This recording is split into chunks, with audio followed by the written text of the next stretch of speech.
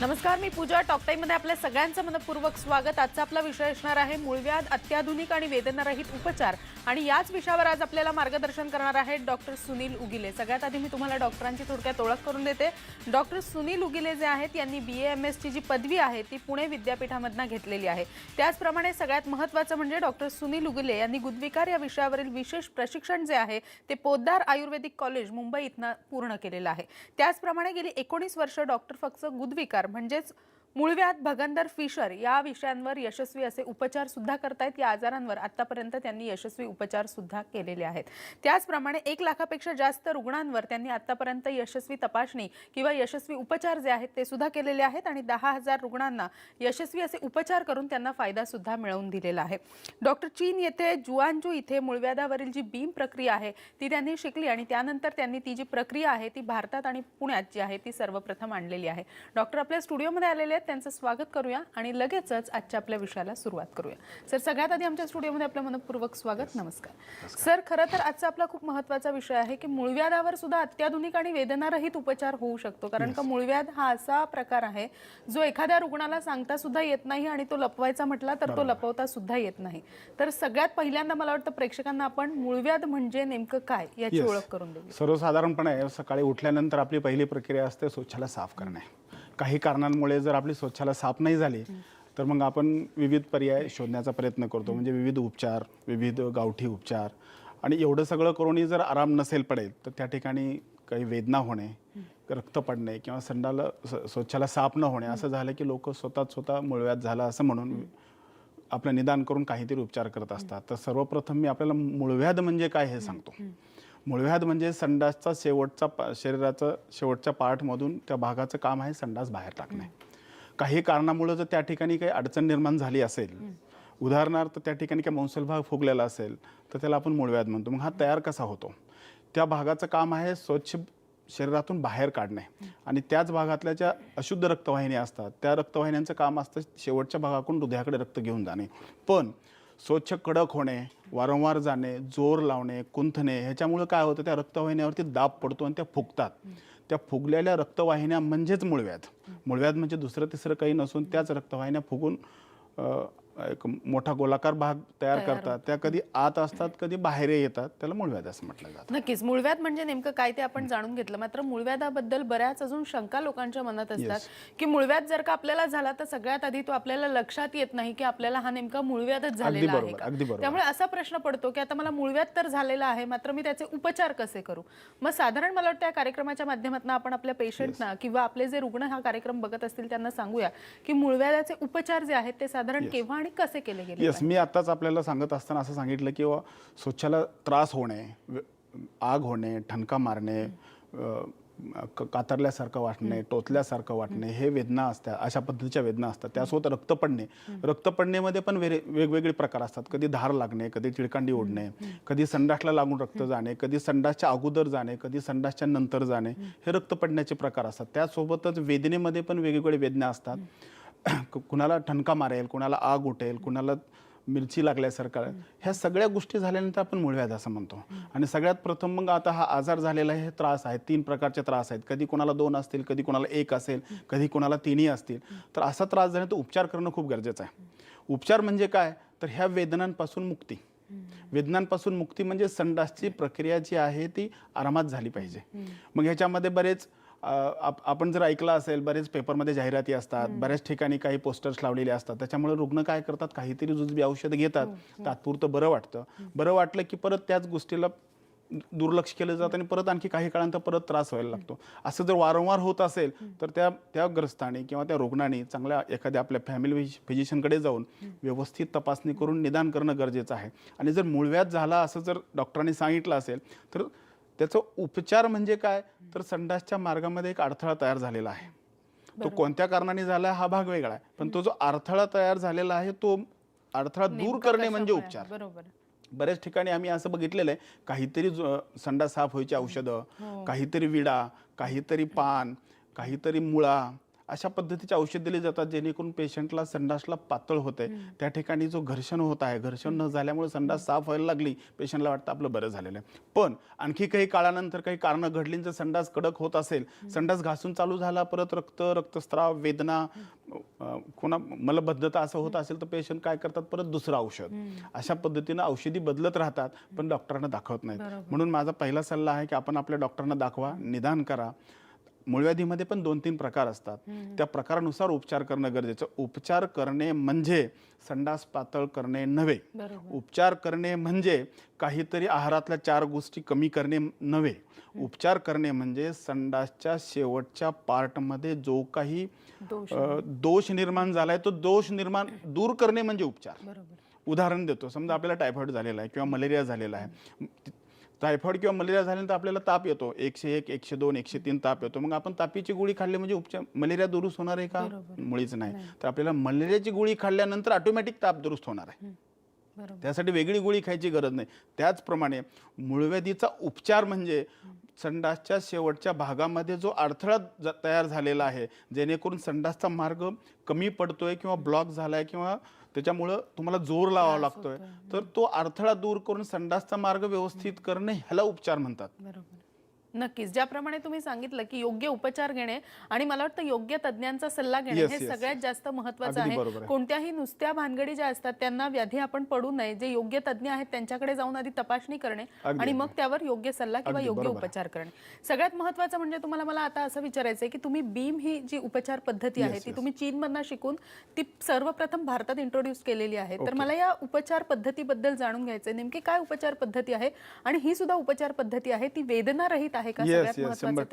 आता मूळव्याधीचा उपचार आता सांगत असताना मी म्हटलं की त्या ठिकाणी जो काय अडथळा निर्माण झाला तो अडथळा आपल्याला दूर करायचा. म्हणजे दूर करण्यासाठी बरेच उपचार पद्धती आहेत. इंजेक्शन थेरपी आहे, लेझर आहे, IRC आहे किंवा आपलं ओपन ऑपरेशन आहे. पण आमच्या आयुर्वेदामध्ये क्षारसूत्र नावाची खूप चांगली सुंदर ट्रीटमेंट आहे. ह्या क्षारसूत्र ट्रीटमेंटचंच नवीन रूप हे बीम आहे. म्हणजे काय करतो आपण त्या ठिकाणी जो अडथळा निर्माण झाला आहे तो अडथळा आपल्याला दूर करायचा आहे. पण हा अडथळा दूर करत असताना आपल्याला कुणीही सांगतं मूळव्याध झाला म्हणजे बापरे खूप त्रासदायक उपचार असतात, खूप रक्तस्राव, खूप वेदना असतो. पण आपण ह्या सगळ्या गोष्टीचा विचार करून पेशंट काय करतात, उपचारच करून घेत नाहीत. बऱ्याचदा अशी भीती दाखवली जाते किंवा उपचारानंतर संडासची जागा लहान होईल किंवा संडासचा कंट्रोल निघून जाईल किंवा एवढं करून सुद्धा आजार परत होईल. त्याच्यामुळे लोक काय करायचे, उपचारच करून घ्यायचे, त्याच्यामुळे गंभीर अवस्था निर्माण होत होती. तर ह्याच्या पाठीमागली जी भीती आहे, उपचार केला तरी आहे आणि उपचार नाही केला तरी आहे. म्हणून ह्या सगळ्या गोष्टीचा गेल्या 16-17 वर्षामध्ये उपचार करत असताना हे लक्षात आलं किंवा पेशंटला असं वाटतं की ह्या उपचार, समजा आपल्याला अपेंडिक्सचा त्रास होतो आणि अपेंडिक्सचं ऑपरेशन केलं, दुसऱ्या दिवशी दुखायचं बंद होतं. पण मूळव्याधीच्या उपचारामध्ये असं आहे, आजार असतानाही त्रास असतो आणि उपचारानंतरही त्रास होतो. मग हा जो त्रास आहे ह्या त्रासाला कुठून तरी उत्तर शोधणं गरजेचं होतं, जेणेकरून पेशंटच्या मनातली भीती निर्माण जाईल. हे उत्तर शोधणं म्हणजे नवीन उपचार पद्धती आहे. आपण जी बीम नावाची उपचार पद्धती आणले, या पद्धतीमध्ये आपण काय करतो, मूळव्याधीच्या उपचारामध्ये म्हणजे मी काय सांगितलं त्या ठिकाणचा अडथळा दूर करा. नक्कीच, मला वाटतं ही बीम उपचार पद्धती काय आहे आणि ही वेदना रहित मला वाटतं सगळ्यात महत्त्वाची कशा पद्धतीने आहे त्याबद्दल मला तुमच्याकडनं जाणून घ्यायचं. मात्र एका छोट्याशा विश्रांतीची वेळ झाली आहे. लगेचच अत्याधुनिक आणि वेदनारहित उपचार आणि याच विषयावर आपल्याला मार्गदर्शन करतायत डॉक्टर सुनील उगिले.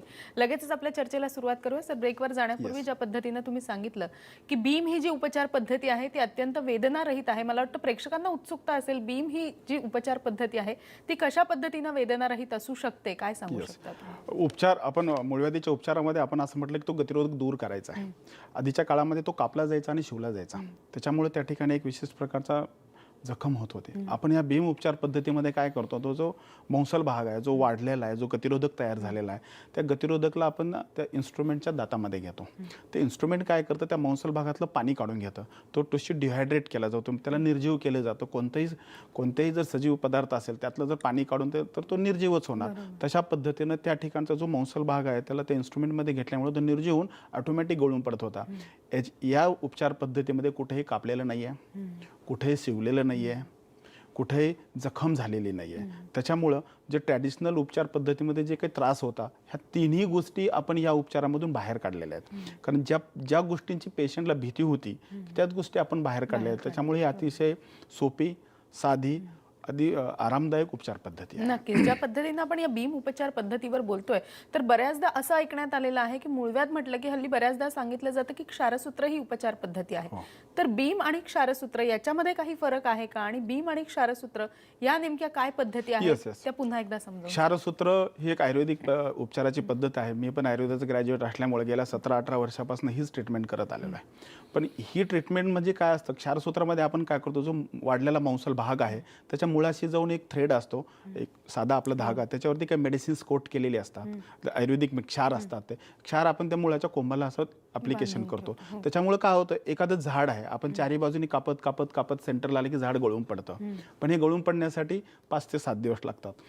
क्षारसूत्राच्या उपचारामध्ये आपण काय करायचो, त्या मांसल भागाला चारी बाजूने ते क्षाराचं अप्लिकेशन करायचो. त्याच्यामुळे तो भाग निर्जीव होऊन 7 ते 8 दिवसात गळून जात होता. बीम मध्ये आपण काय करतोय, तीच प्रक्रिया करतोय, पण ते 7 ते 8 दिवस क्षारसूत्रामध्ये लागत होते, इथं काही सेकंद लागत आहेत. म्हणजे आपण पेशंटचे 7 दिवस वाचवले, 7 दिवसाच्या वेदना वाचवल्या, 7 दिवसाचे रिकव्हरी फेज वाचवला, 7 दिवसात जे वेळ वाया जात होता तोही वाचवला. टेक्निक तेच आहे, फक्त थोडंसं बदल केलेला आहे. त्यामध्ये तंत्रज्ञान आपण आणून. नक्कीच. मला वाटतं आधुनिक तंत्रज्ञानाचा वापर करून आपण बीम ही उपचार पद्धती अस्तित्वात आणलेली आहे. मला या बीम उपचार पद्धतीलाच धरून असं विचारायचंय की जसं सुरुवातीच्या प्रश्नाच्या उत्तरामध्ये तुम्ही म्हणाला होतात की बऱ्याचदा मूळव्याधावरचे उपचार करत असताना रुग्णांना हीच सगळ्यात मोठी भीती असते की माझा टॉयलेटवरचा कंट्रोल पूर्णपणे निघून जाईल का. तर मग बीम ही उपचार पद्धती जेव्हा तुम्ही वापरत असता, मला वाटतं प्रेक्षकांनाही खात्री करून देणं किंवा रुग्णांनाही खात्री करून देणं खूप आवश्यक आहे की बीम ही वेदनारहित उपचार पद्धती तुम्ही जर का वापरली तर तुमचा टॉयलेटच्या जागेवरच्या कुठल्याही पेशींवरचा कंट्रोल जाणार नाही किंवा त्या जागेवरचा कंट्रोल जाणार नाही. या संदर्भात काय? अगदी 100%. सगळ्यांच्या मनात हा मोठा प्रश्न असतो की उपचारानंतर कंट्रोल जाईल का. कंट्रोल जाणे म्हणजे काय, समजा आपल्याला शौच आलेली आहे आणि आपण कुठं ऑफिसमध्ये आहेत, कुठं बसमध्ये आहेत, तर त्यावेळी तो रोखून धरण्याची पॉवर किंवा कॅपॅसिटी म्हणजे कंट्रोल. आणि बऱ्याचदा असं बघितलं गेलेलं आहे की आधीच्या काळामध्ये ऑपरेशन नंतर हा कंट्रोल निघून जातो, म्हणजे शौच आली म्हणजे जावं लागतं किंवा होऊन जाते. मी आत्ताच तुम्हाला सांगितलं की बीम ह्या उपचारामध्ये कुठेही मी कापलेलं नाहीये, कुठेही शिवलेलं नाहीये. त्याच्यामुळे तुमच्या कंट्रोल करणाऱ्या ज्या पेशी आहेत त्यांना मी कुठेही टच करत नाहीये. त्याच्यावरती जो फुगार भाग आलेला आहे, जो फुगलेला भाग आहे, तेवढाच मी निर्जीव करतोय. म्हणजे तुमच्या कंट्रोल करणाऱ्या पेशींना मी कुठेही टच करत नाही. त्याच्यामुळे उपचारानंतरचे जे कॉम्प्लिकेशन्स होते, उदाहरणार्थ कंट्रोल जाणे किंवा जागा बारीक होणे, हे दोन्ही आपल्या ह्या उपचार पद्धतीमध्ये होणार नाहीये. नक्कीच. ज्या पद्धतीने तुम्ही सांगितलं की बीम ही उपचार पद्धती वापरल्यानंतर तुमचा टॉयलेटवरचा कंट्रोल जो आहे कुठल्याही पद्धतीने जाणार नाही आणि अत्यंत वेदनारहित पद्धतीने ही उपचार पद्धती तुमच्यावर होणार आहे. याबद्दल अजून सविस्तर जाणून घ्यायचंय, मात्र पुन्हा एकदा एका छोट्याशा विश्रांतीची वेळ झाली आहे. लगेचच भेटतोय. तुम्ही कुठेही जाऊ. आपला विषय आहे मूळव्याधावर अत्याधुनिक आणि वेदनारहित उपचार आणि याच विषयावर आपल्याला मार्गदर्शन करतायत डॉक्टर सुनील उगिले. लगेचच चर्चेला सुरुवात करूया. ब्रेकवर जाण्यापूर्वी तुम्ही बीम ही जी उपचार पद्धती आहे त्याबद्दल सांगितलं, ती कशा पद्धतीने वेदनारहित आहे, कसे उपचार होतात या बाबतीत ते सुद्धा आम्हाला सांगितलं. दुसराच एक यालाच धरून असलेला आजार म्हणजे फिशर आणि भगंदर. तर यांच्यावर साधारणपणे कसे उपचार केले जातात आणि हे सुद्धा वेदनारहित असतात का, काय सांगू शकता? गुदरोग म्हटलं की मूळव्याध, भगंदर आणि फिशर हे मुख्यतः 3 आजार आहेत. त्यातल्या त्यात मूळव्याध आणि फिशर हे ओळखणं खूप गरजेचं आहे, कारण ह्या दोन्ही आजाराचे लक्षण एकच आहेत, पण उपचार पूर्णपणे भिन्न आहेत. मूळव्याधीमध्ये जसं रक्तस्राव होतो तसा इकडे पण रक्तस्राव होतो. जसं तिकडे वेदना होता तशा इकडे फिशरमध्ये पण वेदना होता. तिकडे संडासला त्रास असतो, इकडे पण संडासला त्रास असतो. त्याच्यामुळं त्या जागेचं परीक्षण, एक्झामिनेशन करणं खूप गरजेचं आहे.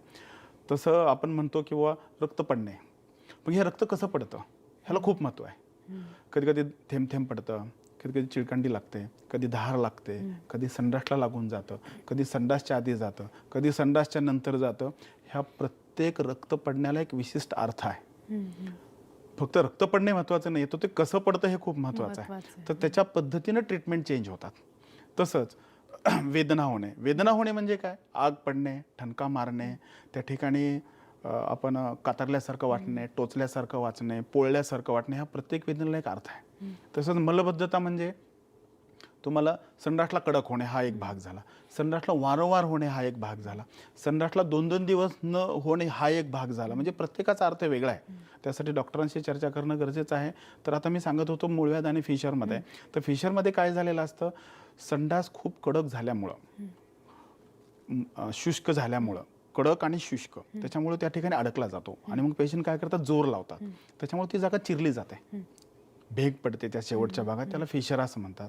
आणि भगंदर हा आजार आणखी थोडासा वेगळा आहे आणि तेवढाच गंभीर आहे. भगंदर या आजारामध्ये काय झालेलं असतं, संडासच्या बाजूला जो आपला मौसल भाग असतो त्या ठिकाणी कुठंतरी एक छोटीशी पोळी तयार होते, गाठ तयार होते. 4-5 दिवसांनी ती गाठ वाढायला लागते. त्या ठिकाणी अत्याधिक प्रकारच्या वेदना असतात. त्याला थ्रोबिंग पेन म्हणतो किंवा ठणका मारणे म्हणतो. त्याला दाबून जर बघितलं तर मध्ये पाणी भरल्यासारखं वाटतं. आणि ती पोळी काय करते, 4-5 दिवसात पिकते आणि घाण निघून जाते. पेशंटला वाटतं आपल्याला बरं झालं.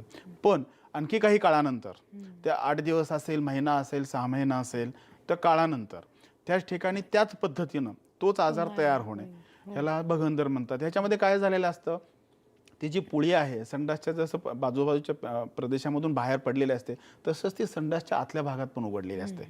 त्याच्यामुळं हा आजार परत परत तयार होतो. त्याच्यामुळं लक्षणं सगळीकडे जरी सारखी असली तर आजार वेगळे आहेत. त्याच्यामुळे आजाराचं निदान खूप गरजेचं आवश्यक आहे. आहे. मनाने औषधं, पेपरमधून औषधं किंवा न दाखवता औषधं किंवा फक्त संडास पातळ होणारे योग्य औषधं, तज्ञांचा सल्ला घेऊनच त्यावर उपचार करणं खूप आवश्यक आहे. उपचार निदान जर व्यवस्थित नाही झालं तर गंभीर अवस्था. नक्कीच. आणि मला असं विचारायचं आहे जाता जाता एक तुम्हाला प्रश्न, जर तुमच्याकडे यायचं असेल आणि तुम्हाला जाणून घ्यायचं असेल की हे सगळं कशा पद्धतीने होतंय किंवा कशामुळे होतंय, रुग्णांना हे सगळं विचारायचं असेल तर साधारण त्यांनी कशा पद्धतीने पोहोचावं? आमचं सेंटर पुण्यामध्ये पिंपळे सौदागर येथे आहे. पुणे पाईल्स केअर किंवा आशुतोष हॉस्पिटल या नावाने जर तुम्ही गुगल मॅपवरती सर्च केलं तर तुम्हाला तुम्ही जिथे उभा आहात तिथून आमच्याकडे येऊ शकता. आमच्याकडे उपचारासाठी येताना किंवा तपासणीसाठी येताना साधारणतः आमची वेळ सकाळी 10 ते 2 आणि संध्याकाळी 6 ते 9 ही असते. रविवारी शक्यतो सुट्टी असते.